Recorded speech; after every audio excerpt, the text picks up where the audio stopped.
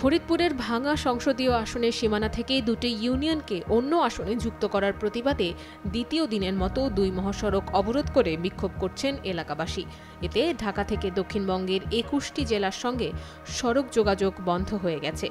সড়কে আটকা আছে দূরপাল্লার অসংখ্য যানবাহন, ভোগান্তিতে পড়েছেন সাধারণ যাত্রীরা।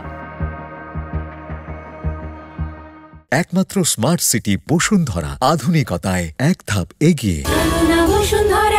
বুধবার সকাল ৯টা থেকে ঢাকা বরিশাল মহাসড়কের হামিরদী ইউনিয়নের পুকুরিয়া, হামিরদী, মাধবপুর ও নওয়াপাড়া বাস স্ট্যান্ড এবং ঢাকা খুলনা মহাসড়কের হামিরদী ইউনিয়নের মনসুরাবাদ বাস স্ট্যান্ড ও আলগা ইউনিয়নের সুয়াদি এলাকায় অবরোধ করেন স্থানীয় জনতা। বিক্ষোভকারীদের দাবি, ভাঙা উপজেলাকে বিভক্ত করার সিদ্ধান্ত কোনোভাবে মেনে নেওয়া হবে না। এ সময় সিদ্ধান্ত প্রত্যাহার না হওয়া পর্যন্ত মহাসড়ক অবরোধ চালিয়ে যাবেন বলেও হুঁশিয়ারি দেন তারা।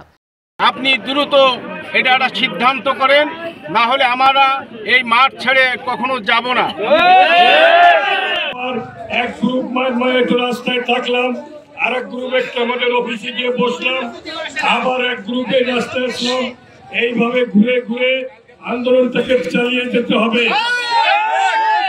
ভাঙা হাইওয়ে থানার কর্মকর্তা ওসি মোহাম্মদ রকিবুজ্জামান জানান, এমন পরিস্থিতিতে আমরা অনেকটা অসহায়। এলাকাবাসীর যে দাবি তা পূরণ না হলে তারা মহাসড়ক ছাড়বে না বলে জানিয়েছে। Nusrat Ananya, Daily Sun.